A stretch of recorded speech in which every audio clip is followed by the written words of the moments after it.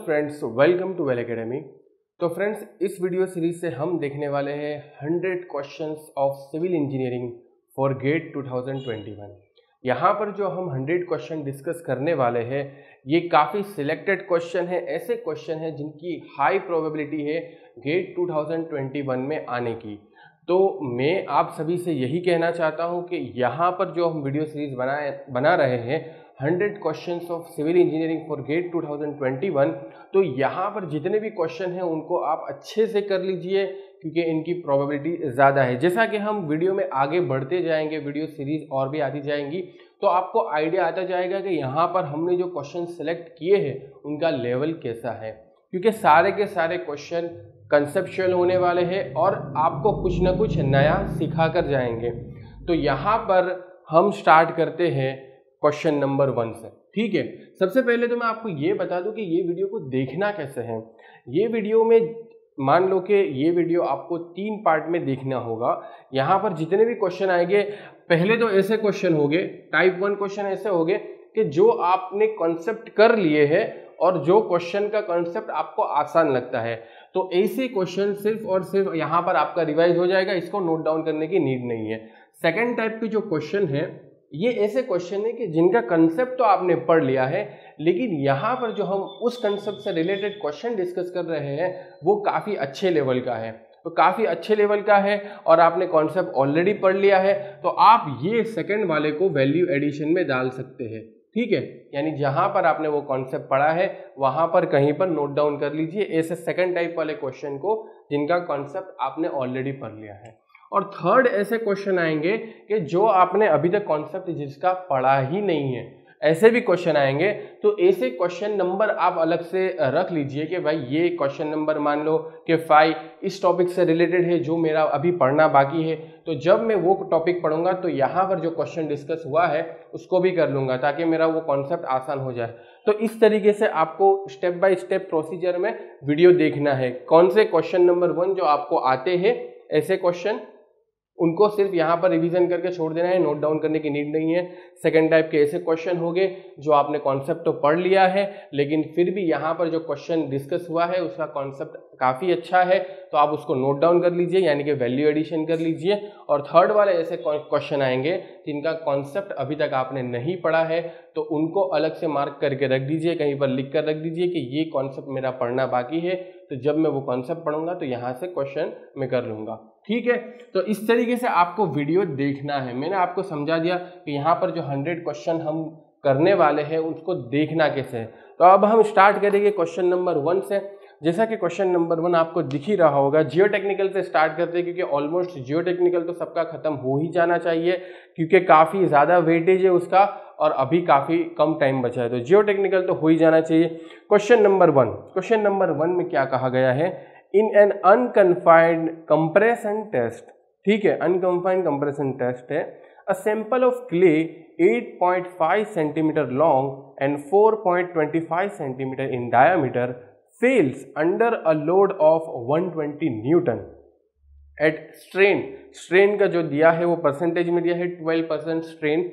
Determine the shearing resistance taking into account the effect of change in cross section. ये बहुत important line है, taking into account the effect of change in cross section of the sample in kilonewton per metre square up to 2 decimal places. तो जैसा कि question number 1 से ही आपको idea आ गया होगा कि यहाँ पर हम किस लेवल के क्वेश्चन सॉल्व करने वाले हैं।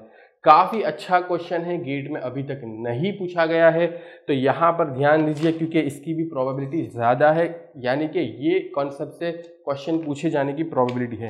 सबसे पहले तो हमको यहाँ पर जो कीवर्ड दिख रहा है अनकन्फाइंड कंप्रेशन टेस्ट, तो अनकन्फाइंड कंप्रेशन टेस्ट जब दिखे आपको तो सिग्मा 3 = 0 आपके दिमाग में आ जाना चाहिए।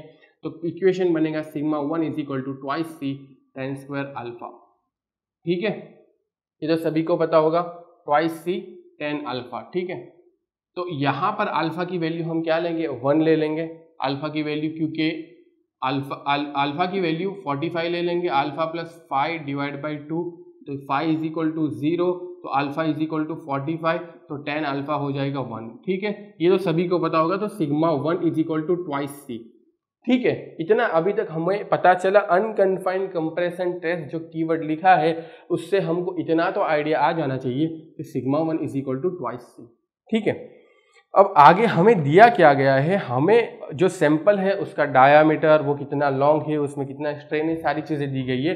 तो आपको पता होना चाहिए कि जब सैंपल फेल होगा तो ये sigma 1 is equal to failure load, यानी जो लोड पे वो फेल होता है, डिवाइड बाय जो एरिया पे वो फेल होता है वो, यानी कि AF। अब AF की वैल्यू क्या लेंगे, अगर आपने ये कॉन्सेप्ट अच्छे से पढ़ा है तो आपको पता होगा कि AF is nothing but A0, यानी कि इनिशियल जो एरिया था वो, डिवाइड बाय 1 माइनस ई। ये स्मॉल ई क्या है, एप्सिलॉन भी बोलते हैं, स्मॉल एप्सिलॉन यानी स्मॉल ई या एप्सिलॉन जो भी कहो, ये क्या है, it is nothing but strain.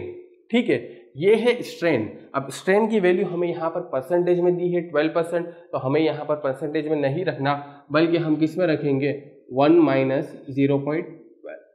और ओरिजिनल एरिया क्या था, ओरिजिनल एरिया सभी को पता है π/4 d स्क्वायर, तो π/4 d स्क्वायर यानी कि 2.5 स्क्वायर। ठीक है, अब यहाँ पर कैलकुलेटर से आप फटाफट से कैलकुलेट करोगे तो अब यहाँ पर original area π/4 d square, π/4 multiply by 2.5 square. तो ओरिजिनल एरिया जब हम कैलकुलेट करेंगे तो ये कितना आ जाएगा, π/4 मल्टीप्लाई बाई 2.5 स्क्वायर, तो ये आ जाएगा 4.908। तो फेलियर एरिया यानी 4.908 डिवाइड बाई 1 माइनस 0.12, तो ये हो जाएगा 1 minus 0.12 is equal to 5.578 centimetre square. ठीक है, ये हो जाएगा 5.578 सेंटीमीटर स्क्वायर। तो यहाँ से हमें ट्वाइस सी की वैल्यू मिल जाएगी। ट्वाइस सी की वैल्यू क्या मिलेगी, क्योंकि हमें लोड भी तो दिया गया है। लोड हमें कितना दिया गया है, लोड हमें दिया गया है 120 न्यूटन, तो 120 डिवाइड बाई 5.578। ठीक है, तो इसको अगर हम कैलकुलेट करेंगे तो ये हो जाएगा फटाफट से 21 तो ये हो जाएगा 21.51। अच्छा, यहाँ पर जो हमने डायामीटर लिया है वो कितना है, डायामीटर है 4.25 ना कि 2.5। तो यहाँ पर डायामीटर की वैल्यू है 4.25, तो यहाँ पर ये भी चेंज हो जाएगा। ठीक है, यहाँ पर π/4 multiply by 4.25 square divide by 1 minus 0.12, तो ये हो जाएगा 16.12। ठीक है, यहाँ पर आ जाएगा आपका आंसर 16.12। अब यहाँ पर 16.12 ये तो सेंटीमीटर स्क्वायर में आया, 16.12 है वो सेंटीमीटर स्क्वायर में है। तो अगर हम इसको यहाँ पर डिवाइड करेंगे लोड से, जो गिवन लोड है 120 न्यूटन, तो हमारा आंसर आ जाएगा 7.44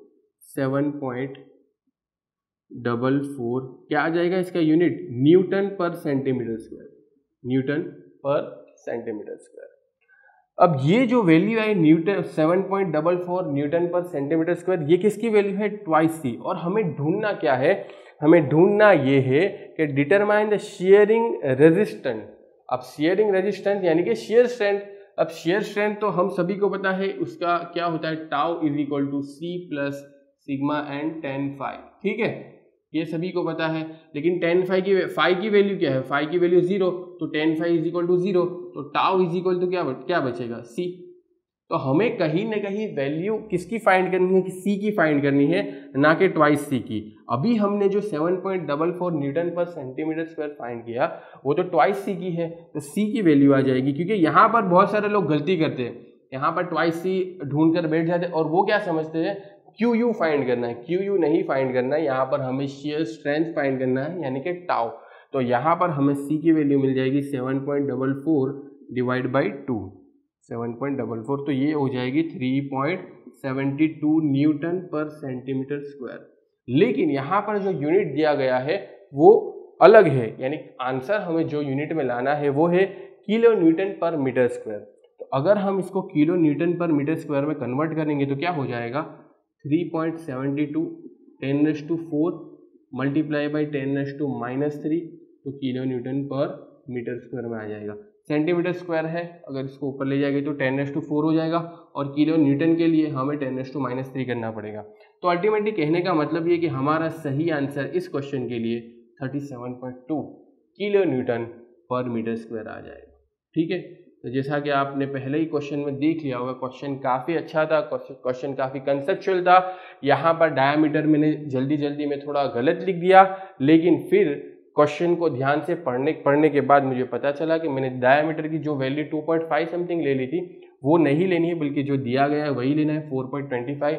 एग्जाम में भी यही होता है कि जब हम बहुत सारा प्रेशर में होते हैं, पैनिक में होते हैं, तो जो दिया गया होता है वो हमें दिखता ही नहीं, और कुछ दिख जाता है, और कुछ वैल्यू रख देते हैं, आंसर भी गलत आ जाता है। इवन दो आप क्वेश्चन जानने के बावजूद, क्वेश्चन का कंसेप्ट जानने के बावजूद भी आप गलत आंसर लेकर आते हैं। तो आई होप कि ये क्वेश्चन से आपको बहुत कुछ सीखने मिला होगा। इवन तो आपने ये क्वेश्चन अगर नोट डाउन कर लिया तो बहुत अच्छा है, नहीं नोट डाउन कर लिया तो एटलीस्ट इसके अंदर जो कंसेप्ट है लिखे हुए हैं वो नोट डाउन कर लीजिए। तो फ्रेंड्स बढ़ते हैं अगले क्वेश्चन की तरफ। फ्रेंड्स अगला क्वेश्चन जैसा कि आपको दिख ही रहा होगा, a test is conducted on a soil sample of 5.88 centimetre height and 68 centimeter square in cross sectional area. If a quantity of water equals to 682 ml passed down in 9.30 minutes under an effective constant head of 35 centimeter on an oven drying, the test sample weighed 708 gram, taking the specific gravity of soil solid as 2.70, the value of seepage velocity of water during the test is in mm। ठीक है, आपको किस में लाना है, seepage velocity है वो mm पर सेकंड में लाना है। ठीक है, इन mm पर सेकंड। तो सीपेज वेलोसिटी जब मेरे दिमाग में आता है तो उससे पहले एक्चुअल जो वेलोसिटी होती है, यानी कि ये जो है v = KI, ये मेरे दिमाग में आता है। ठीक है, और इससे सीपेज वेलोसिटी कैसे निकाल सकते हैं, seepage velocity is nothing but जो फ्लो वेलोसिटी है डिवाइड बाय ईटा, ये है। लेकिन अगर जब मुझे ये वेलोसिटी मिल जाएगी तब मैं इस पर आऊँगा, और ईटा की वैल्यू भी यहाँ पर मुझे डायरेक्टली नहीं दी गई है, तो उसके लिए मैं अलग से अप्रोच लगाऊंगा ईटा के लिए। लेकिन सबसे पहले मुझे ये एक्चुअल जो फ्लो वेलोसिटी है वो निकालनी है, उसके बाद मैं सीपेज वेलोसिटी पे जाऊँगा। तो जब फ्लो वेलोसिटी की बात आती है तो मेरे दिमाग में यही इक्वेशन आता है, v = KI। लेकिन यहाँ पर k यानी कि परमेएबिलिटी नहीं दी गई है, और परमेएबिलिटी नहीं दी गई है, I की वैल्यू मैं निकाल सकता हूँ क्योंकि मुझे इफेक्टिव कांस्टेंट हेड h भी दिया गया है और लेंथ ऑफ सैंपल भी दिया गया है 5.88। लेकिन परमेएबिलिटी नहीं दी गई है, इस वजह से ये इक्वेशन मैं इस्तेमाल नहीं कर सकता। तो अब मैं और क्या अप्रोच कर सकता हूँ, तो अब मैं जाऊँगा बेसिक पर। बेसिक है Q = KIA। ठीक है, Q = KIA। तो Q = KIA, तो Q / A = KI, और यही KI को तो हम क्या लेते हैं, V। तो कहने का मतलब है कि यहाँ पर V के लिए हम दो अप्रोच यूज कर सकते हैं, एक तो V = KI और दूसरा क्या है, V = Q / A। अब यहाँ पर क्योंकि मेरे पास परमेएबिलिटी नहीं है तो मैं ये सेकंड वाले अप्रोच पे जाऊँगा, यानी कि V = Q / A पे, क्योंकि मेरे पास यहाँ पर Q भी मिल सकता है मुझे, और A तो ऑलरेडी डायरेक्टली गिवन है 68 सेंटीमीटर स्क्वायर। लेकिन Q के लिए थोड़ा मुझे ध्यान रखना पड़ेगा, क्योंकि Q जो है वो डायरेक्टली नहीं दिया गया है। यहाँ पर जो क्वांटिटी दी गई है 682 ml, तो ये एक तरीके से क्या हो जाएगा, वॉल्यूम हो जाएगा। आपको पता होगा ml जब वॉल्यूम में आए तो इसको हम क्या लिख सकते हैं, 682 सेंटीमीटर क्यूब, ये है वॉल्यूम। ठीक है, वेलोसिटी नहीं है, वॉल्यूम है। वेलोसिटी हमें फाइंड ही करनी है, उसके बाद हम सीपेज वेलोसिटी पे जाएंगे, जिसका इक्वेशन यहाँ पर मैंने लिख दिया है। तो ये वॉल्यूम है 682 सेंटीमीटर क्यूब, तो क्यूब मिल जाएगा मुझे 682 डिवाइड बाई, क्योंकि टाइम भी दिया गया है, v / T = Q होता है, तो 9.30 × 60। ठीक है, तो यहाँ से मुझे मिल जाएगा Q। अब जब Q मिल जाएगा और A तो मुझे डायरेक्टली दिया गया है, तो v = 682 centimetre cube divide by 9.80, 9 कितना है, 9.30। ठीक है, 9.30 × 60 multiply by A cross sectional area 68 centimetre square. तो यहाँ से मुझे V की वैल्यू मिल जाएगी। V की वैल्यू आप फटाफट से काउंट करोगे, 682 divide by 9.30 divide by 60 divide by 68 तो ये आ जा रही है 0.0179 सेंटीमीटर पर सेकंड। ठीक है, सेंटीमीटर पर सेकंड में आ रही है। लेकिन मुझे अभी सीपेज वेलोसिटी चाहिए, उसका यूनिट जो है वो mm पर सेकंड होना चाहिए। ठीक है, क्योंकि यहाँ पर क्वेश्चन में मेंशन किया गया है वही उसी जो यूनिट है उसी में हमको आंसर लाना है। तो यहाँ पर सीपेज वेलोसिटी के लिए हम क्या करें, लेकिन यहाँ पर पोरोसिटी भी तो नहीं दी गई है। अभी भी क्वेश्चन इतना आसान नहीं बन रहा। इवन दो मैंने ये वेलोसिटी फाइंड कर ली, फिर भी मुझे अभी पोरोसिटी के बारे में पता नहीं है। तो पोरोसिटी के बारे में मुझे पता नहीं है तो कोई बात नहीं, क्योंकि यहाँ पर एक और इन्फॉर्मेशन दी गई है। On oven drying the test sample weight 708 gram. ठीक है, यानी कि यहाँ पर मुझे ड्राई वेट दिया गया है, कितना है ड्राई, 708 ग्राम। ठीक है, अब टोटल वॉल्यूम मुझे पता है तो गामा डी भी निकाल सकता हूँ।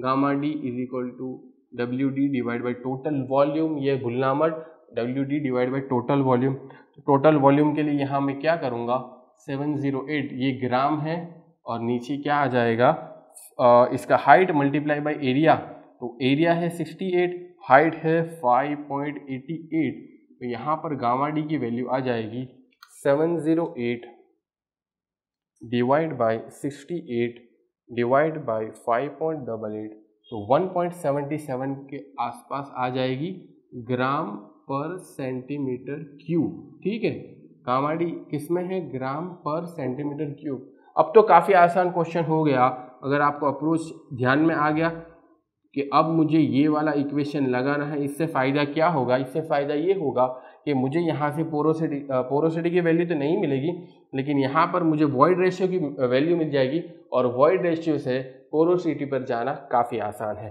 तो 1.77 ग्राम पर सेंटीमीटर क्यूब, 2.7 जी दिया हुआ है, गामा डब्ल्यू 1 ग्राम पर सेंटीमीटर क्यूब लूँगा मैं। ठीक है, क्योंकि इसके अकॉर्डिंग यहाँ पर ग्राम पर सेंटीमीटर क्यूब में यूनिट है। तो 1 प्लस ई की वैल्यू क्या मिलेगी मुझे, फटाफट से आप कैलकुलेट कर सकते हो। 177 इनवर्स 2.70 माइनस 1, यानी कि ई की वैल्यू मिल जाएगी 0.525। अब यहाँ से पोरोसिटी पर जाना काफ़ी आसान है, क्योंकि eta is equal to E divide by 1 plus E. ठीक है, E divide by 1 plus E करोगे तो आपको पोरोसिटी की वैल्यू मिल जाएगी। पोरोसिटी की वैल्यू कैसे मिलेगी, ई डिवाइड बाई 1 प्लस ई, तो पोरोसिटी की वैल्यू आ जाएगी 0.344। ठीक है, तो पोरोसिटी की वैल्यू मिल गई। वेलोसिटी ऑलरेडी मुझे यहाँ पर 0.0179, तो V S is equal to nothing but 0.0179 divide by 0.344। ठीक है, तो फटाफट से आप कैलकुलेट कर सकते हो कि 0.0179 डिवाइड बाई 0.344, तो आपके पास यहाँ पर सीपेज वेलोसिटी की वैल्यू आ जाएगी 0.0519। ठीक है, लेकिन ये किस में है, सेंटीमीटर पर सेकंड में। सेंटीमीटर पर सेकंड में हमें किस में चाहिए, mm पर सेकंड में। तो यहाँ पर एक और 10 मल्टीप्लाई कर दूंगा तो ये हो जाएगी 0.519 सेंटीमीटर पर सेकंड। ठीक है, तो यहाँ पर सीपेज वेलोसिटी आपको मिल सकती है। आई होप कि आपका भी यही आंसर आया होगा और यहाँ पर क्वेश्चन से काफ़ी आपको सीखने को मिला होगा। और सबसे इंपॉर्टेंट बात तो आपको ये सीखने मिली होगी कि आपको क्वेश्चन अप्रोच कैसे करना है। ठीक है, यहाँ पर मेरे पास सिर्फ क्वेश्चन ही लिखा हुआ है। अभी जो यहाँ पर मैं सॉल्व कर रहा हूँ, ये जो मेरे दिमाग में आ रहा है उसी हिसाब से आगे बढ़ता जा रहा हूँ और मैं सॉल्व करते जाता हूँ। आपको भी एग्जाम में जो पहला अप्रोच दिमाग में आए उससे आगे बढ़ना है और सॉल्व कर देना है, आपका सही आंसर आ ही जाएगा। थोड़ा कैलकुलेशन में देख लेना कि कभी कभी क्वेश्चन में काफ़ी कैलकुलेशन करना पड़ता है। तो आपका भी यही आंसर आया होगा। देखते हैं अगला एग्जाम्पल, यानी कि क्वेश्चन नंबर 3। तो friends, question number 3, a retaining vertical wall 6.5 metre height retaining a sand of unit weight 19 kilonewton per metre cube for which phi की वैल्यू है 38। ठीक है, 38 degree. The surface of the sand is horizontal and water table is below the bottom of wall. The percentage change in the active thrust on wall is, किसमें देना है answer, up to 2 decimal places. अच्छा, answer तो percentage में देना है क्योंकि इसमें यूनिट तो आएगा ही नहीं, परसेंटेज में तो फिर यूनिट का सवाल ही पैदा नहीं होता। If water rises to ground level the saturated unit weight of sand is 24 kilonewton per metre cube and gamma W is equal to 10 kilonewton per metre. काफ़ी अच्छा क्वेश्चन है। यहाँ पर एक्चुअली दो केस बनते हैं। केस नंबर 1 कि जब वाटर टेबल काफ़ी नीचे था, ठीक है, जो वॉल है उसके काफ़ी नीचे था, यानी कि इफेक्ट नहीं कर रहा था। वॉल की हाइट है 6.5 मीटर और जब वाटर टेबल नहीं था तब यूनिट वेट है सैंड का, यूनिट वेट है 19 किलो न्यूटन पर मीटर, ठीक है। तो अब यहाँ पर हमें सबसे पहले एक्टिव थ्रस्ट फाइंड करना है। कौन सा केस? जबकि वाटर टेबल नहीं है, जबकि वाटर टेबल इफेक्ट नहीं कर रहा है, क्योंकि ये बिलो द वॉल है। जब below the height of wall होगा तो कोई इफेक्ट नहीं करेगा। तो उसका काफ़ी आसान इक्वेशन है, P A is equal to 1/2 KA multiply by gamma multiply by h square, ठीक है। ये काफ़ी आसान सा इक्वेशन है, सभी को पता होगा। तो अब के की वैल्यू क्योंकि फाई दिया हुआ है तो के ए में निकाल सकता हूँ। K A is equal to 1 minus sine phi divide by 1 plus sine phi. अब K A is equal to 1 minus sine 38 divide by 1 plus sine 38, ठीक है। यहाँ पर 38 डिग्री है तो फटाफट डिग्री वाला चूज करके 1 minus sine 38 divide by 1 plus sine 38 अगर हम करेंगे तो के ए की वैल्यू आ जाएगी 0.237। अब वाटर टेबल के राइज होने से भी के ए की वैल्यू चेंज नहीं होगी। के ए की वैल्यू जो है वो सॉइल चेंज होने से ही चेंज होती है, वाटर टेबल के राइज या फॉल होने से चेंज नहीं होती। तो अगर वाटर टेबल राइज भी होगा तब भी के ए की वैल्यू 0.237 ही रहने वाली। तो पी ए यहाँ से हम निकाल सकते हैं 1/2 के ए 0.237, गामा की वैल्यू है 19, एच दिया हुआ है हाइट 6.5 स्क्वायर। तो यहाँ पर हमारा आंसर आ जाएगा केस नंबर 1 के लिए। केस नंबर 1 के लिए हमारा आंसर आ जाएगा किलो न्यूटन पर मीटर में आने वाला है। जो आंसर आएगा वो किस में आएगा? किलो न्यूटन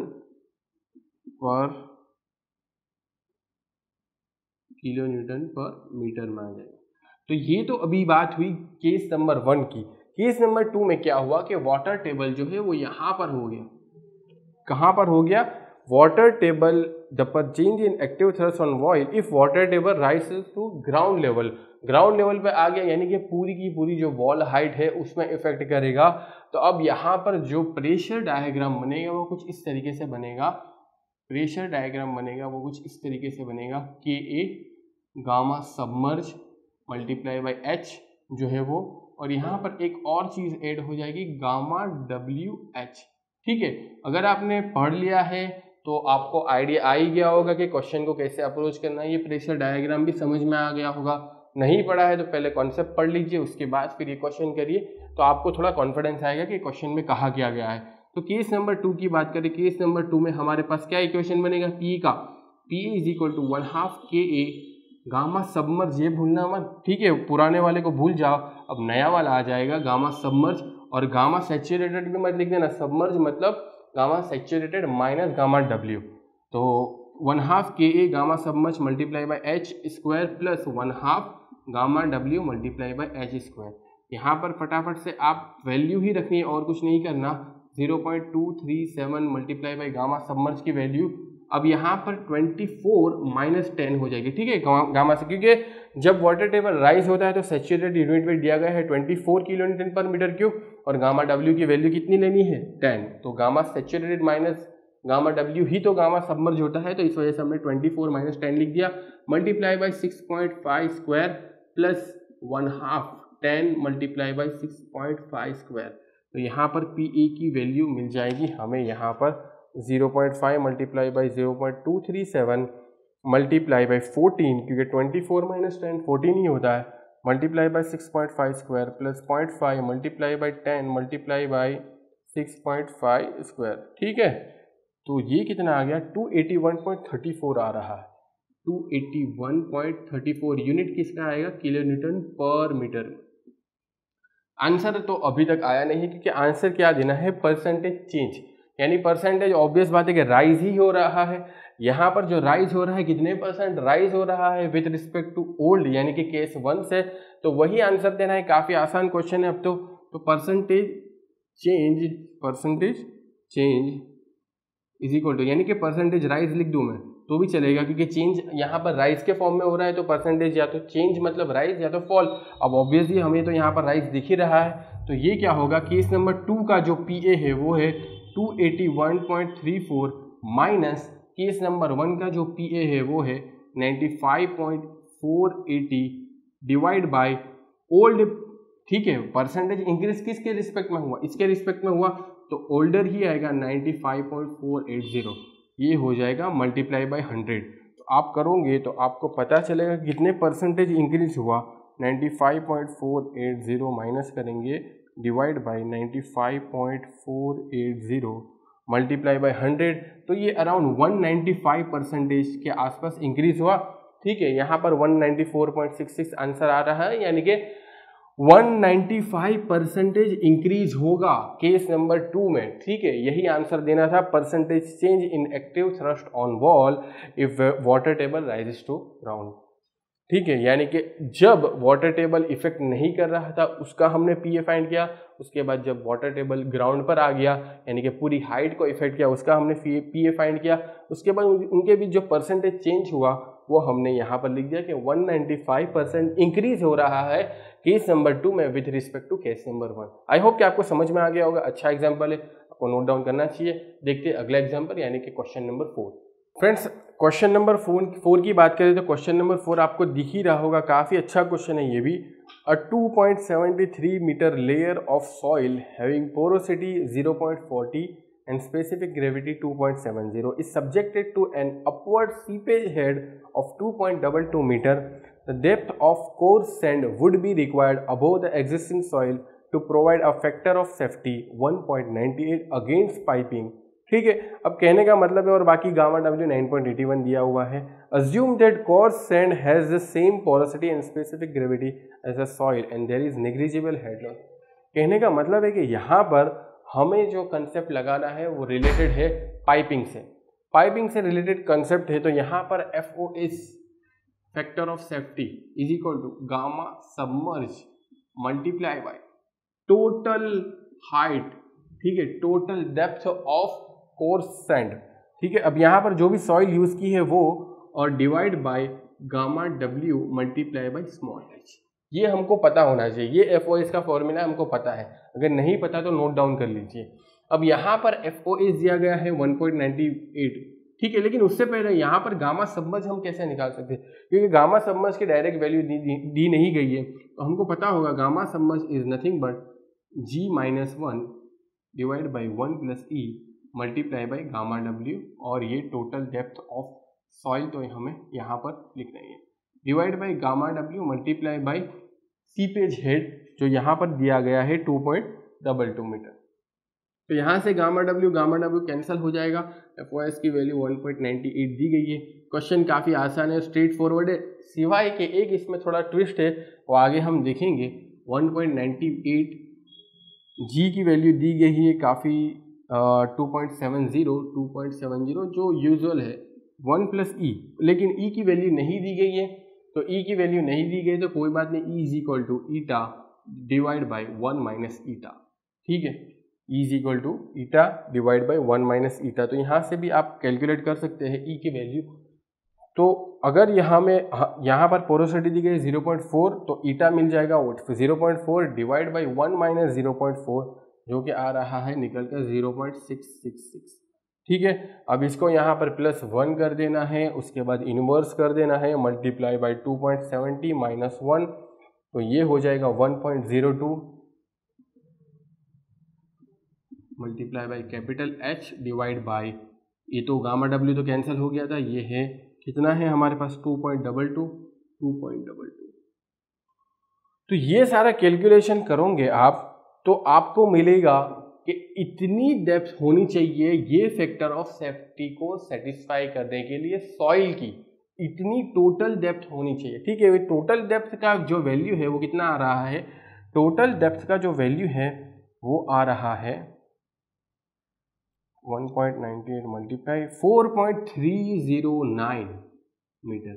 तो ये क्या है, इतनी डेप्थ ऑफ सॉइल होनी चाहिए ये लेवल ऑफ सीपेज हेड के लिए, ये फैक्टर ऑफ सेफ्टी को सेटिस्फाई करने के लिए, यानी इतना फैक्टर ऑफ सेफ्टी आएगा जब इतनी टोटल डेप्थ ऑफ सॉइल होगी तो। लेकिन हमें यहाँ पर टोटल डेप्थ ऑफ सॉइल मांगी ही नहीं है, हमें तो क्या कहा गया है, हमें तो ये कहा गया है the depth of coarse sand would be required above the existing soil. Existing जो सॉइल है उसके ऊपर कितना कोर्स सैंड का लेयर रिक्वायर्ड है, ये हमें कहा गया है। तो एग्जिस्टिंग सॉइल यहाँ पर क्वेश्चन की स्टार्टिंग लाइन में कहा गया है 2.73 मीटर, ये एग्जिस्टिंग ऑलरेडी है और 2.73 metre layer of soil having, ठीक है, इतना तो ऑलरेडी था। अब हमें इसके ऊपर कोर्स सैंड कितना प्रोवाइड करना पड़ेगा, तो कोर्स सैंड प्रोवाइड करना पड़ेगा, जो आंसर बनेगा 4.309 माइनस 2.73, क्योंकि ये ऑलरेडी है, इसके ऊपर ये टोटल है, टोटल में से ऑलरेडी यानी एग्जिस्टिंग माइनस करेंगे तो और कितना हमें प्रोवाइड करना है ये हमें आइडिया आएगा। तो यहाँ पर 2.73 अगर मैं माइनस करूँगा तो आंसर आएगा 1.579, तो ये हमारा एक्चुअल आंसर होगा, ठीक है। यहाँ पर बहुत सारे लोग गलती कर सकते हैं कि यहाँ पर टोटल डेप्थ ऑफ सॉइल ही लिखकर आंसर आ जाएंगे, लेकिन यहाँ पर क्वेश्चन में क्लियरली मेंशन किया गया है the depth of coarse sand would be required above the existing soil. Existing soil 2.73 metre की ऑलरेडी प्रोवाइड है, इसकी वैल्यू माइनस करनी पड़ेगी, तब हमें पता चलेगा कि और कितना हमें कोर्स सैंड का लेयर प्रोवाइड करना है, तो वो है 1.579 मीटर। आई होप कि ये क्वेश्चन भी आपको अच्छा लगा होगा, आपने नोट डाउन कर लिया होगा।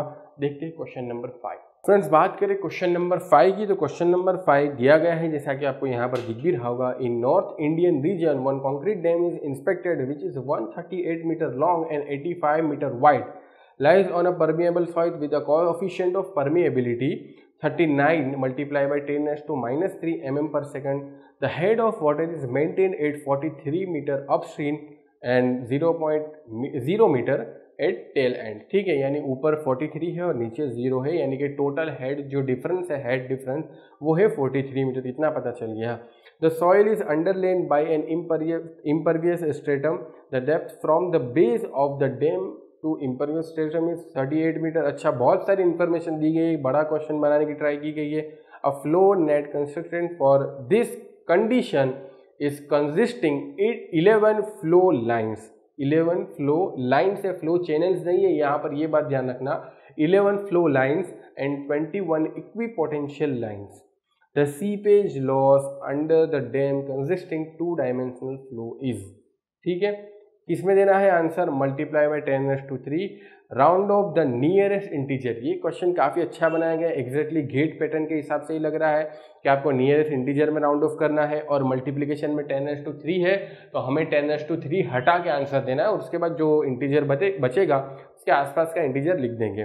लेकिन पहले क्वेश्चन को समझ तो ले, ये तो बात हुई कि आंसर कैसे देना है। क्वेश्चन को समझने की बात करें तो अगर आपने पूरा क्वेश्चन पढ़ा तो आपको ऑलरेडी पता चल जाएगा कि ये तो टिपिकल गेट क्वेश्चन है, गेट में कई बार आ चुका है, तो इस बार भी आने की प्रोबेबिलिटी है। लेकिन यहाँ पर एक छोटा सा ट्विस्ट है, छोटा सा क्या ट्विस्ट है वो हम आगे देखेंगे।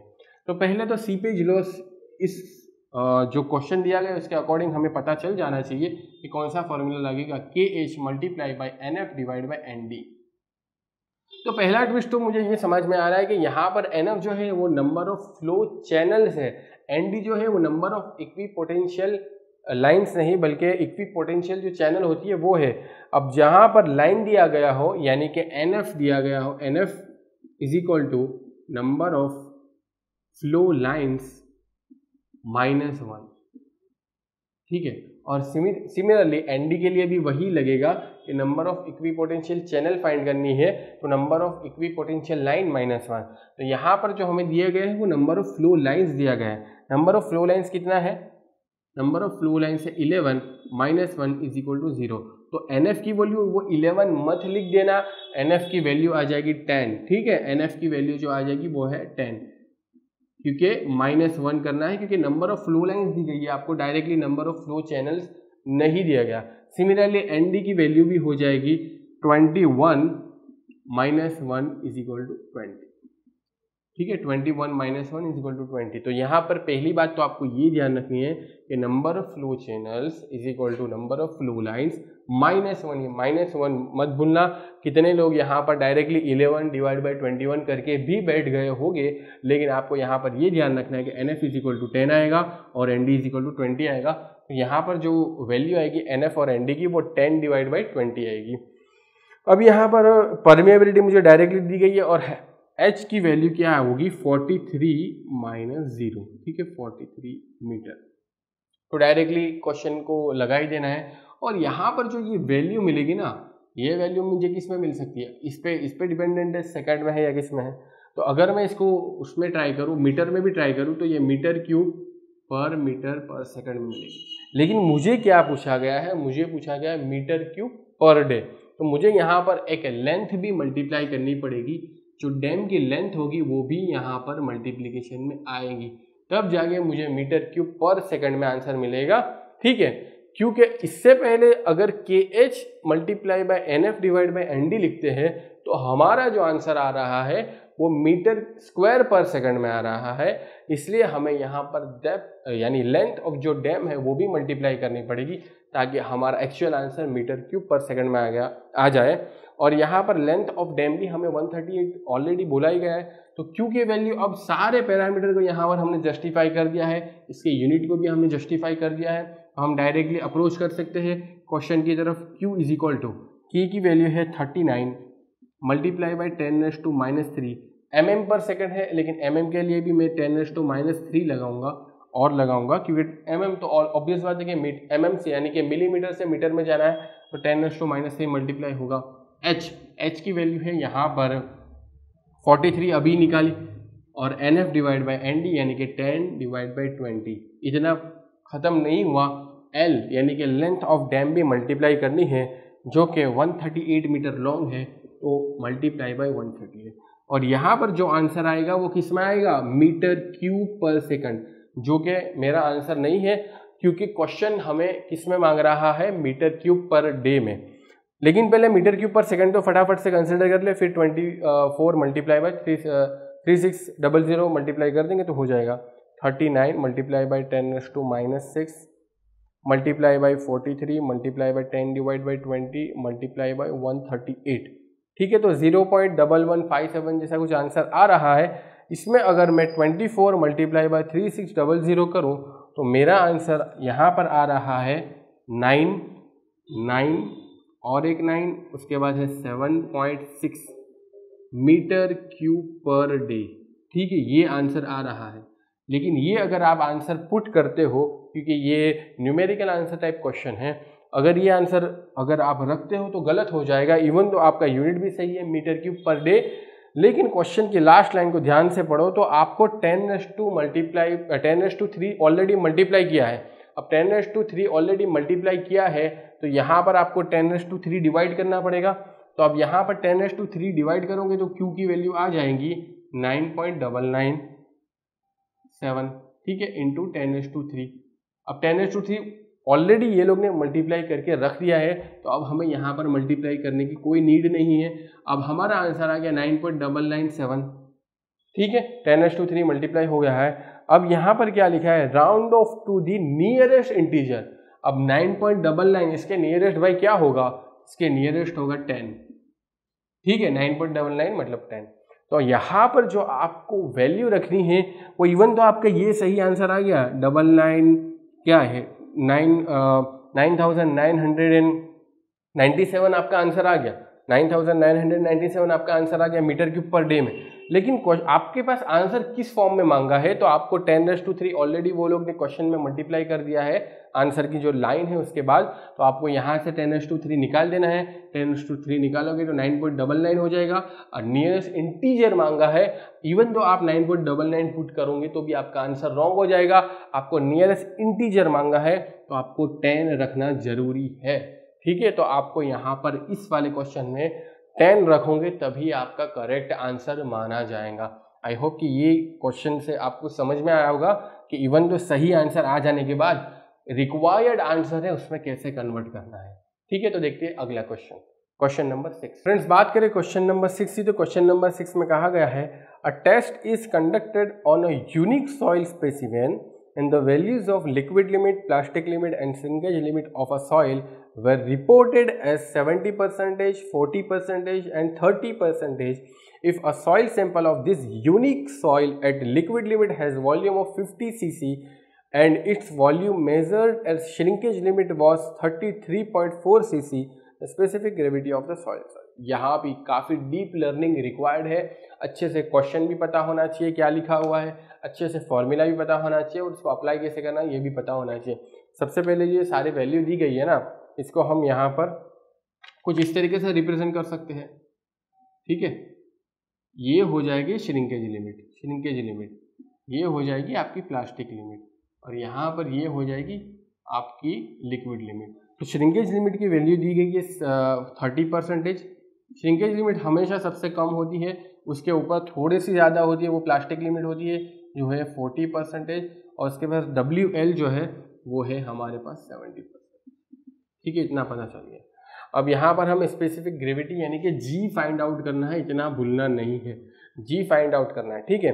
अब श्रिंकेज लिमिट के बहुत सारे फॉर्मूला है, यानी बहुत सारे फॉर्मूला है, कोई भी उसको फॉर्म में कन्वर्ट कर सकते हैं, लेकिन यहाँ पर मुझे क्या ये रिक्वायर्ड है, जो फॉर्मूला रिक्वायर्ड है, आई थिंक ये मैं एक वीडियो में कह भी चुका हूँ कि श्रिंकेज लिमिट के कितने 3-4 फॉर्मूला है, उसमें से अभी ये क्वेश्चन के लिए जो रिक्वायर्ड फॉर्मूला है वो है shrinkage limit is equal to 1 divide by SR minus 1/G S specific gravity. SR क्या है? Shrinkage ratio.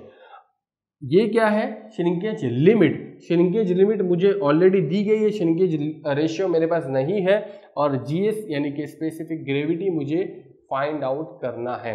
अब किसी तरीके से अगर मुझे श्रिंकेज रेशियो मिल जाए तो मैं आसानी से GS फाइंड कर सकता हूँ, ठीक है।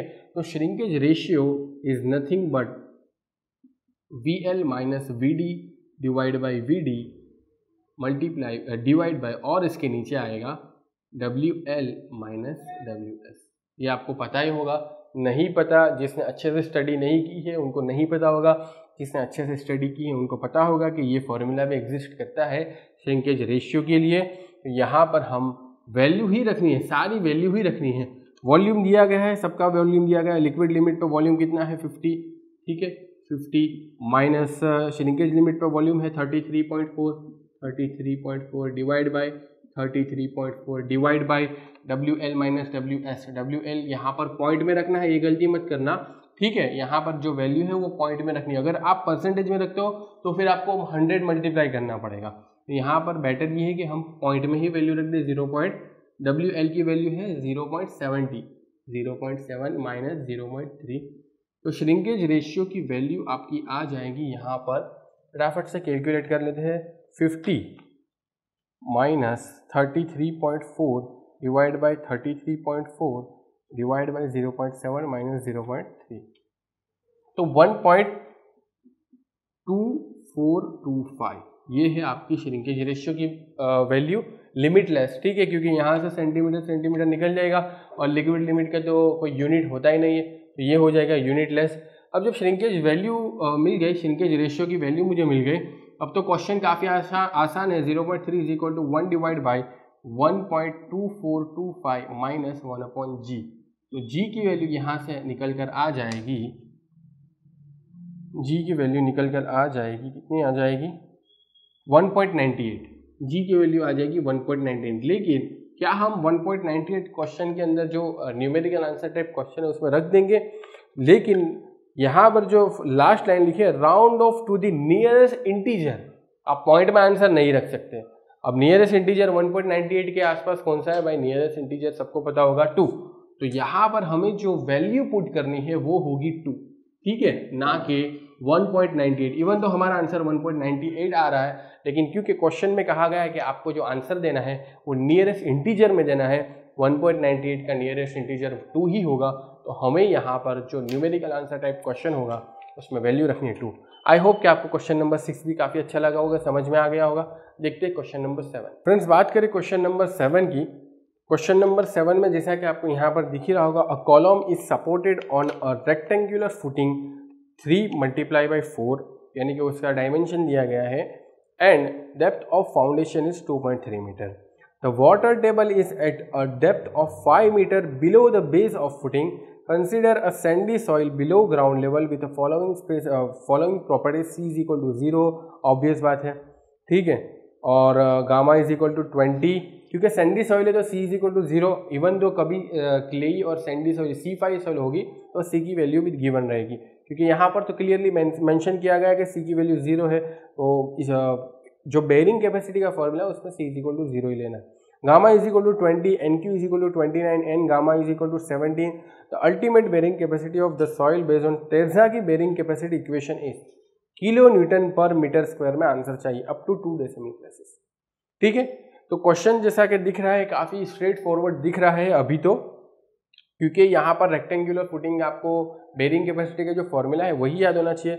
तो रेक्टेंगुलर फुटिंग के लिए Q is equal to 1 plus 0.3 B divide by L CNC plus QNQ plus 0.5 multiply by 1 minus 0.2 B divide by L multiply by gamma B N gamma. इतना याद होना चाहिए. ठीक है, काफ़ी आसान है, नहीं आसान है तो प्रैक्टिस करोगे तो ऑटोमेटिकली मुंह पे आ जाएगा. नो डाउट इक्वेशन काफ़ी लंबा है लेकिन प्रैक्टिस तो करनी ही पड़ेगी.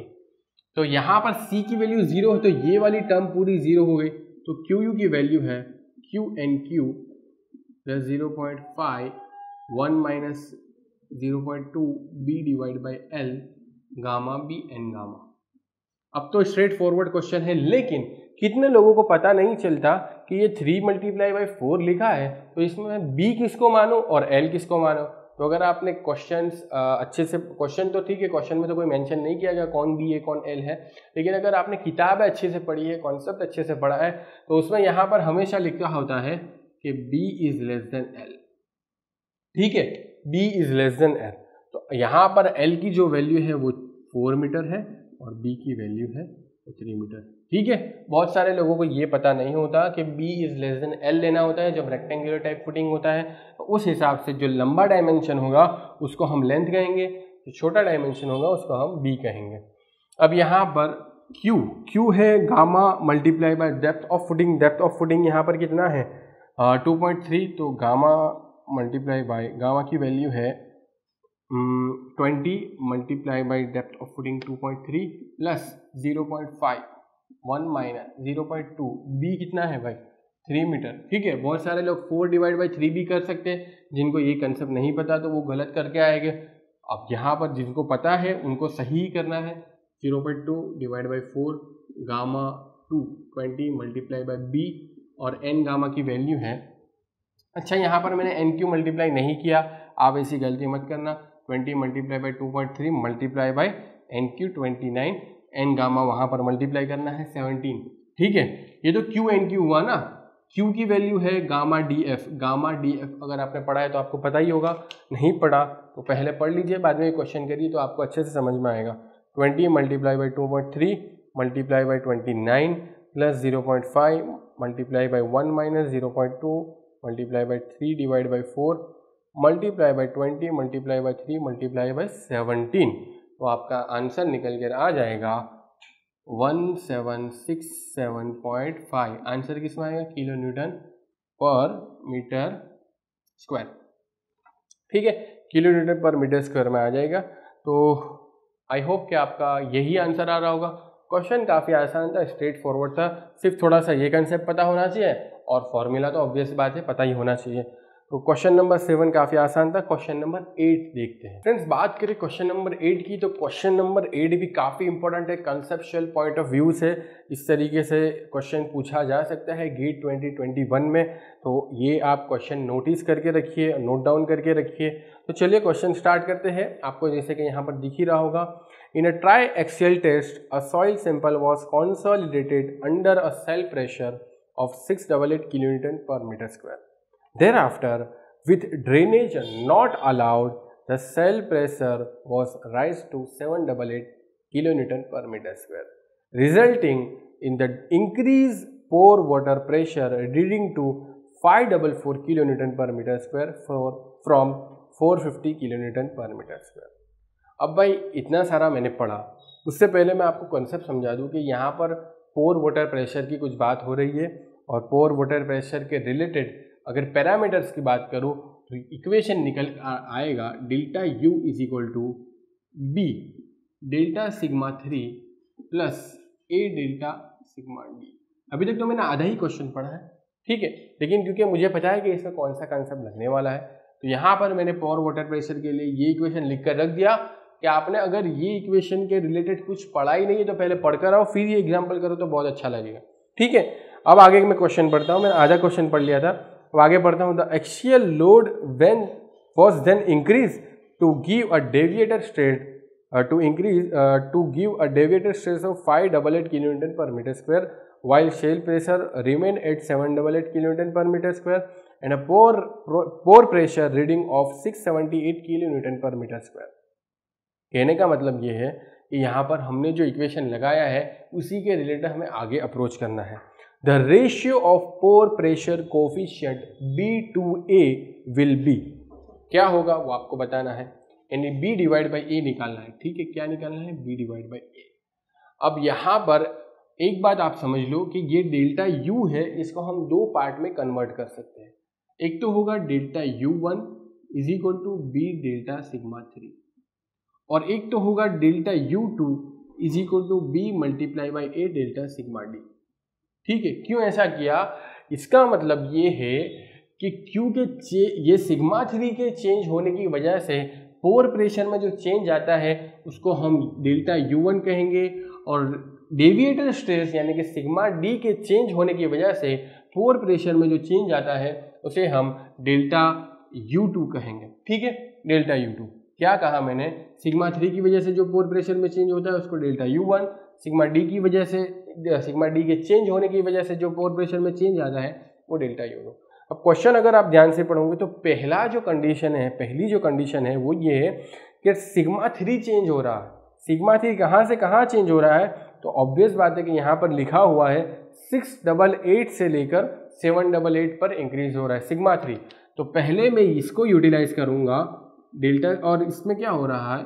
B मल्टीप्लाई बाई सिग्मा 3 कहाँ से कहाँ चेंज हो रहा है? आप क्वेश्चन देखोगे तो 788 से 688 पर चेंज हो रहा है, और जब सिग्मा 3 चेंज हो रहा है तो उस वक्त पोर प्रेशर कितना चेंज हो रहा है? तो उसके भी वैल्यू लिखी है। पोर प्रेशर उस वक्त चेंज हो रहा है 544 पर इंक्रीज हो रहा है, कहाँ से? 450 से। क्वेश्चन की लैंग्वेज जरा ध्यान से देखना, फ्रॉम और कहाँ से आ रहा है, ठीक है। तो फ्रॉम 450 लिखा हुआ है, लेकिन कितना इंक्रीज हो रहा है? 544। यहाँ पर डेल्टा U1 जो हम लिखेंगे वो लिखेंगे 544 माइनस 450। तो ये आपको पता होना चाहिए कि ये फॉर्मूला बेसिक जो है ये भी दो पार्ट में डिवाइड किया जा सकता है। पहला पार्ट मैंने आपको समझा दिया कि सिग्मा 3 के चेंज होने की वजह से यहाँ पर U के अंदर यानी पोर प्रेशर के अंदर जो चेंज आता है वो इस तरीके से। तो यहाँ से हमें B की वैल्यू डायरेक्टली मिल सकती है 544 minus 450 divide by 788 minus 688। Obvious बात है कि B की वैल्यू आ जाएगी 0.94। B की वैल्यू आ जाएगी 0.94। ये तो हमने यूटिलाइज किया डेल्टा U1 वाला पार्ट। अब आगे क्वेश्चन पढ़ोगे तो ये कह रहे हैं कि अब जो पोर प्रेशर के अंदर चेंज हो रहा है उसमें सिग्मा 3 का कोई लेना देना नहीं है। ये कहाँ लिखा हुआ है? While cell pressure remain at 788, यानी अब सेल प्रेशर जो है वो 788 kilo newton per metre square पर ही रहता है। अब उसका डेल्टा U2 के अंदर कोई योगदान नहीं है, ठीक है। डेल्टा U2 के अंदर सिग्मा 3 के चेंज होने का अब कोई कंट्रीब्यूशन नहीं है। अब जो भी U2 के अंदर यानी पोर प्रेशर सेकेंड स्टेज में जो चेंज हो रहा है वो सिर्फ और सिर्फ डेविएटर स्ट्रेस के चेंज होने से है। तो अब हम ये एक फॉर्मूला यूटिलाइज करेंगे तो कितना चेंज हो रहा है भाई? इंक्रीज पोर वाटर जो प्रेशर है वो 678 पर पहुंच रहा है। पोर वाटर प्रेशर 678 पर पहुंच रहा है, लेकिन चेंज कितना हुआ? लास्ट में 544 था, ठीक है। स्टेज 1 में 544 था, अब हो रहा है 678। यहाँ पर मैं लिखूंगा 544 multiply by is equal to, ठीक है। डेल्टा U2 का मैंने यहाँ पर लिख दिया, डेल्टा U2 का यहाँ पर लिख दिया। अब हो जाएगा B की वैल्यू ऑलरेडी मैंने यहाँ से फाइंड आउट कर लिया 0.94, 0.94 मल्टीप्लाई बाई A, और यहाँ पर delta sigma D. Delta sigma D के बारे में क्या कहना है?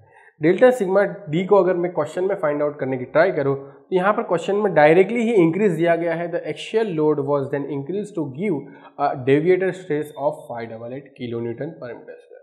तो पहले में तो कुछ था ही नहीं, अब यहाँ पर जो भी है वो इंक्रीज ही है, तो ये हो जाएगा 588।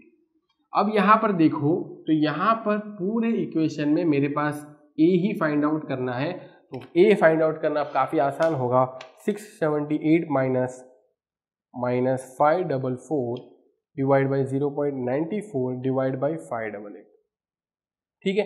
तो ए की वैल्यू आ जाएगी निकल कर 0.242।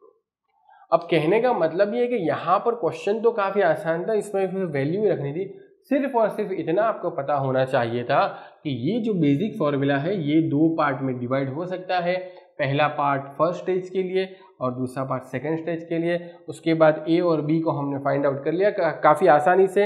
अब हमें आंसर किस में देना है? The ratio of pore pressure coefficient B to A. अब बी डिवाइड बाई ए का जो वैल्यू आएगा वो हमें सिंपल क्वेश्चन में रख देना है, तो 0.94 0.242, ठीक है। तो आंसर किस में देना है? रेशियो में 0.94 डिवाइड बाई 0.242 करोगे तो आंसर आ जाएगा 3.88, इसके समथिंग आ जाएगा। अप टू 2 डेसिमल प्लेसेस, तो 3.88 3.89 भी दे सकते हो, कुछ भी दे सकते हो। तो आई होप कि ये क्वेश्चन से आपको काफ़ी सीखने को मिला होगा। अगर आपने ऑलरेडी कॉन्सेप्ट रीड कर लिया है, ऐसा एग्जाम्पल नहीं देखा, आप वैल्यू एडिशन कर सकते हैं। अगर आपने कॉन्सेप्ट ही नहीं पढ़ा तो कॉन्सेप्ट पढ़ लीजिए, फिर ये क्वेश्चन कर लीजिए। देखते हैं फ्रेंड्स अगला एग्जाम्पल। तो फ्रेंड्स अगला एग्जाम्पल जैसा कि आपको दिख ही रहा होगा, क्या लिखा हुआ है? और 5x5 यानी कि 25 नंबर ऑफ पाइल जो है यानी पाइल फाउंडेशन के रिलेटेड क्वेश्चन है। Group was to be proportion in a uniform pattern in a soft clay with equal spacing in all direction. Determine the optimum value of spacing of piles in the group in terms of S is equal to KD, where S is equal to spacing of pile, D is equal to diameter of pile. Take alpha is equal to 0.7 and assume that each pile is circular. Neglect the end bearing action pile. The value end bearing action का जो and bearing action जो pile पे होता है उसको neglect करना है, उसको कंसिडर करना नहीं है। सिर्फ और सिर्फ फ्रिक्शन एक्शन जो है उसी को कंसिडर करना है। The value of K is equal to dash, ये हमें आंसर देना है up to 3 decimal place. Up to 3 decimal places यानी कि एक्यूरेसी काफ़ी अच्छी रखनी होगी आपको। सबसे पहले तो इससे हमको समझ में क्या आता है? इससे हमको इतना तो समझ में आता है कि भाई 25 पाइल्स जो है वो एक यूनिफॉर्म पैटर्न में अरेंज किए हुए हैं, ठीक है। किस यूनिफॉर्म पैटर्न में अरेंज किया? 5x5 यानी 1 2 3 4 5 1 2 3 4 1 2 3 4 और 5, इस तरीके से 25 पाइल जो है वो अरेंज किए हुए हैं। अब यहाँ पर ठीक है, अब ये तो जितना बड़ा आप बनाना चाहो उतना बड़ा बना सकते हो, लेकिन सबसे इम्पोर्टेंट बात ये है कि ये कॉन्सेप्ट फॉर्म में अरेंज है। इससे फ़र्क ये पड़ेगा कि हमें स्पेसिंग कैसे निकालनी है। तो आपको पता होगा कि स्पेसिंग अगर 5x5 है यानी कि अगर m×m पाइल है तो इसकी स्पेसिंग जो होगी वो होगी यानी विथ जो होगी, ये जो b है b की वैल्यू जो होगी b की वैल्यू हो जाएगी m-1 multiply by s plus d diameter, ठीक है। ये है centre to centre spacing s, और ये अगर m×m का पाइल होगा तो उसकी विथ जो होगी वो कितनी होगी? m-1। ये तो ग्रुप पाइल की बात कर रहा हूँ मैं, क्योंकि ग्रुप पाइल के अंदर ही हमें b यूज करना होता है। b is equal to m-1 multiply by s plus d, क्योंकि हमारे पास 5x5 यानी ठीक है 25 है, इसके फॉर्म में 5x5 के, तो यहाँ पर b की वैल्यू हो जाएगी 5-1 यानी कि 4 और s तो एज इट इज रहेगा, d की वैल्यू भी ऐसे है, तो b की वैल्यू आ जाएगी 4s प्लस d, ठीक है। सबसे पहले मैंने आपको ये चीज़ समझा दी कि यहाँ पर b की वैल्यू 4s प्लस d कैसे आ रही है ग्रुप पाइल के लिए। अब हमें क्या करना है? हमें स्पेसिंग फाइंड करनी है। स्पेसिंग इज इक्वल टू के डी, यहाँ पर ऑलरेडी दिया हुआ है क्वेश्चन में। स्पेसिंग इज इक्वल टू यानी s इज इक्वल टू के डी। अब d डायमीटर है, k की वैल्यू क्या होगी वो हमें फाइंड आउट करनी है। वो हमें कैसे मिलेगी? जब हम n multiply by Q U P multiply by QUG करेंगे तो, ठीक है। अगर हम ये अप्लाई करेंगे तो हमें स्पेसिंग मिल जाएंगी इन टर्म्स ऑफ डायामीटर। कैसे मिलेगी? यहाँ पर n की वैल्यू 25 है, ये है pile capacity for single pile, और इसीलिए सिंगल पाइल है तो नंबर ऑफ पाइल मल्टीप्लाई करना जरूरी है। ये है pile capacity for group pile, ठीक है। ग्रुप पाइल के लिए QUG हम इस्तेमाल करते हैं। और पाइल कैपेसिटी की बात करते हैं तो दो तरीके से पाइल कैपेसिटी अंदर आती है, यानी कि दो टर्म ऐड होती है। पहली जो है वो बेरिंग कैपेसिटी, ठीक है, यहाँ पर एंड बेरिंग एक्शन जो होती है वो ऐड होती है, और दूसरा जो है वो फ्रिक्शन एक्शन ऑफ पाइल। तो एंड बेरिंग एक्शन है जो उसको निगलेक्ट करना है, तो सिर्फ और सिर्फ फ्रिक्शन एक्शन ऑफ पाइल ही आपको कंसिडर करना है। यहाँ पर आपको सिर्फ और सिर्फ friction action of pile he consider करना है। n मल्टीप्लाई बाई ग्रुप है तो अल्फा मल्टीप्लाई होगा, अल्फा C पाई DL, ठीक है। और यहाँ पर ग्रुप है तो पाइल में अल्फा मल्टीप्लाई नहीं होगा। सिंगल पाइल है तो अल्फा मल्टीप्लाई होगा, सिंगल पाइल है तो अल्फा मल्टीप्लाई होगा, ग्रुप पाइल है तो अल्फा मल्टीप्लाई नहीं होगा, ठीक है। और यहाँ पर हो जाएगा 4BL, ठीक है। इतना तो आपको समझ में आ ही गया होगा अगर आपने कॉन्सेप्ट अच्छे से पढ़ा है पाइल बेरिंग कैपेसिटी के रिलेटेड। अब यहाँ से LL कैंसिल हो रहा है, CC भी कैंसिल हो रहा है, तो बचा क्या?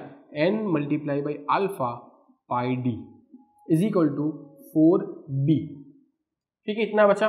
अब यहाँ से हम कैलकुलेट कर सकते हैं कि n की वैल्यू हमें लेनी है 25, अल्फा की वैल्यू गिवन है, अल्फा की वैल्यू कितनी गिवन है? 0.7 multiply by pi multiply by D is equal to 4। B की वैल्यू अब यहाँ पर मैं पुट करने की ट्राई करता हूँ, 4S प्लस D, ऑलरेडी मैंने स्टार्टिंग में ही समझा दिया। B की वैल्यू है 4S प्लस D, ठीक है। अब यहाँ पर कैपिटल D लिखो, स्मॉल d लिखो, उससे कोई फर्क नहीं पड़ता, क्योंकि यहाँ पर D हम डायामीटर ही लेने वाले हैं। अब यहाँ से इतना तो हमें समझ में आ गया, ठीक है, इतना तो समझ में आ गया। अब इसको सिंप्लीफाई करना है और S is equal to KD के फॉर्म में कन्वर्ट करना है, और K की वैल्यू जो आएगी वो हमें यहाँ पर आंसर दे देनी है, ठीक है। तो यहाँ पर 25 multiply by 0.7 multiply by pi divide by 4, ये आ जाएगा 13.744, 13.744 D is equal to 4S plus D, ठीक है। तो D इस तरफ आएगा तो वो 12.744 हो जाएगा, और डिवाइड बाई 4 करेंगे S में तो ये हो जाएगा S इज इक्वल टू पहले -1 divide by 4 3.186 D, S is equal to 3.186 D, ये हमने कर दिखाया। अब यहाँ पर क्वेश्चन में ऑलरेडी कहा गया है कि आपकी स्पेसिंग की जो वैल्यू है वो KD के फॉर्म में आ जाएगी, S is equal to KD के फॉर्म में। तो D डायमीटर है, S स्पेसिंग है, तो हमें आंसर क्या करना है? K। तो यहाँ पर K की वैल्यू क्या होगी? K की वैल्यू हो जाएगी 3.186। आई होप कि आप सभी को समझ में आ गया होगा। अप टू 3 डेसिमल आंसर देना है, एक्यूरेसी थोड़ा ध्यान से रखना, आपका ये आंसर आ ही जाएगा। 3.186 ही आंसर आना चाहिए। अगर नहीं आ रहा है तो क्वेश्चन को ध्यान से पढ़िए। सबसे पहले तो इम्पोर्टेंट ये है कि आप ये वाले कॉन्सेप्ट को अच्छे से समझिए कि आपको फाइंड आउट क्या करना है। तो फ्रेंड्स, बात करें एग्जाम्पल नंबर 10 की, तो एग्जाम्पल नंबर 10 आपको यहाँ पर दिख ही रहा होगा। A strip footing is to be constructed at a depth of 1.5 metre in a uniform deposit of stiff clay having unconfined compressive strength of 155 kilonewton per meter square and the density of 18 kilonewton per meter cube. The footing will support a wall that imposes a loading of 160 kilonewton per meter of wall length. The width of footing using factor of safety 3 is, यहाँ पर strip footing foundation है। Question थोड़ा अजीब सा लग रहा है, लेकिन फिर भी हम इसको अप्रोच करने की ट्राई करते हैं, ठीक है। तो सबसे पहले स्ट्रिप फुटिंग मुझे दिख रहा है और बेरिंग कैपेसिटी के रिलेटेड आइडिया आ रहा है, तो मैं क्या करूँगा, स्ट्रिप फुटिंग का जो फॉर्मूला है bearing capacity, ultimate bearing capacity, तो CNC plus QNQ plus 0.5 gamma BN gamma, ठीक है, इतना मैंने लिख दिया। अब आगे और ध्यान से मैं पढ़ रहा हूँ तो मुझे यहाँ पता चल रहा है कि क्ले यूज हुई है, ठीक है। अब क्ले यूज हुई तो हमको पता होना चाहिए कि n गामा की वैल्यू 0, n गामा की वैल्यू 0, तो ये पूरी की पूरी टर्म 0 हो जाएगी। NQ इज इक्वल टू 1, ठीक है, तो QU is equal to CNC plus gamma D F. Q की जगह क्या लिखा मैंने, गामा डी एफ, सभी को पता होगा, सभी ने पढ़ा ही होगा गामा डी एफ, और एन क्यू की वैल्यू 1। क्ले है इसलिए, ठीक है, क्ले है इसलिए, अदरवाइज यहां पर गिवन होती। अब यहां पर एक बात आपने नोटिस की होगी, तो क्या लिखा है, the footing will support a wall that imposes a loading of 160 kilo newton per metre of wall. यहां पर ये लिखा है कि फुटिंग जो है वो, उसके ऊपर एक वॉल है और वो wall 160 kilo newton per metre का जो लोड है वो फुटिंग पर लगा दे। कहने का मतलब ये कि हमारी फुटिंग जो है वो इतनी तो मजबूत होनी चाहिए कि वॉल के ऊपर से जो लोड आ रहा है उसको बेयर कर सके। कहने का मतलब ये कि यहाँ पर 160 किलो न्यूटन पर मीटर जो है is nothing but a safe bearing capacity. ठीक है, सेफ बेयरिंग कैपेसिटी। अब जब मुझे इतना पता चल गया कि सेफ बेयरिंग कैपेसिटी की तरफ अप्रोच करना है, तो यहाँ से अब QU से मैं जाऊँगा सेफ बेयरिंग कैपेसिटी के तरफ। तो सेफ बेयरिंग कैपेसिटी के से ऊपर का एक स्टेप क्या आता है, सबसे पहले तुम नेट बेयरिंग कैपेसिटी फाइंड कर लो, नेट अल्टीमेट क्या होगा, QU minus gamma D F is equal to CNC। तो गामा डी एफ माइनस हो जाएगा तो QNU is nothing but CNC। तो नेट सेफ बेयरिंग कैपेसिटी क्या होगी, net safe bearing capacity is QNU divide by FOS। तो ये हो जाएगा CNC डिवाइड बाई FOS। लेकिन मुझे क्या चाहिए, safe bearing capacity. Safe bearing capacity is nothing but QNS plus gamma D F.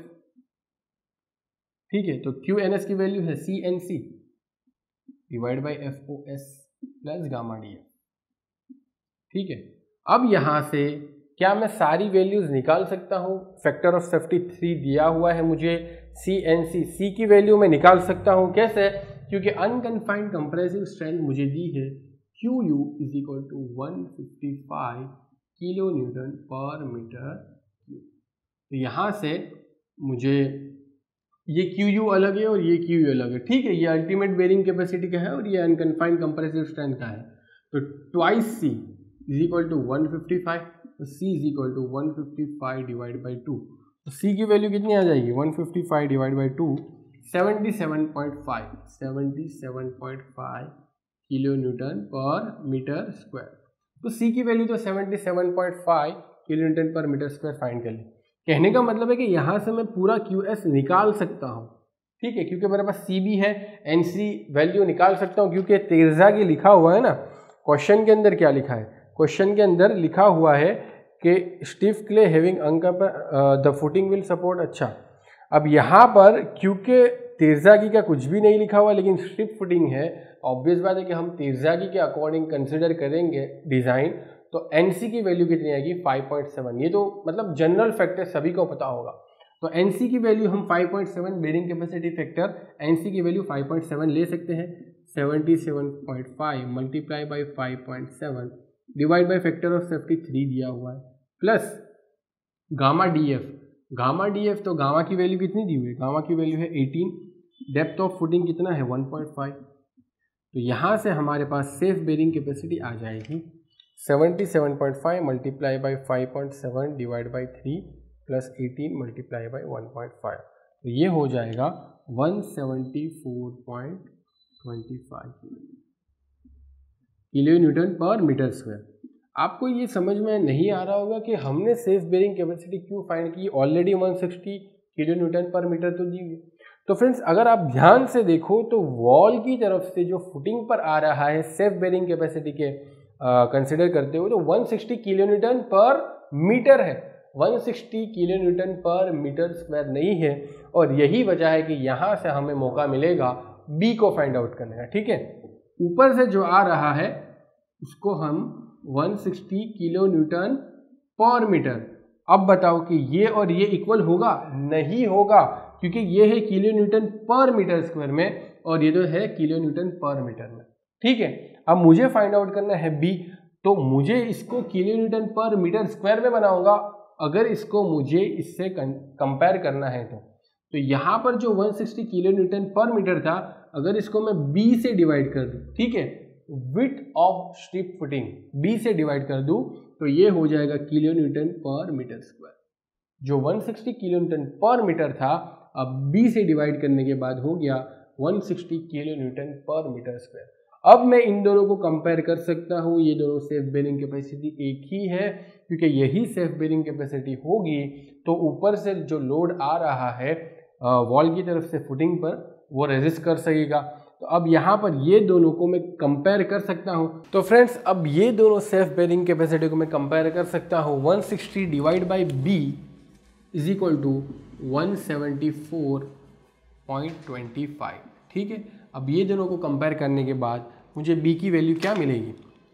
Obvious बात है कि b की वैल्यू मिलेगी मुझे 160 डिवाइड बाई 174.25, क्योंकि दोनों किलोन्यूटन पर मीटर स्क्वायर में है तो यहाँ पर b की वैल्यू मुझे मिलेगी मीटर में। 160 डिवाइड बाई 174.25, तो b की वैल्यू मिलेगी 0.91822, तो b की वैल्यू होगी 0.91822 मीटर। ठीक है, लेकिन आंसर किस में मांगा गया है? आंसर यहाँ पर मांगा गया है the width of factor using factor of safety 3, the width of footing using factor of safety 3 is dash mm। अब mm में लिखना है, mm में चाहिए, लेकिन एक और कंडीशन है और वो कंडीशन है round off to the upper integer, upper integer की तरफ राउंड ऑफ करना है।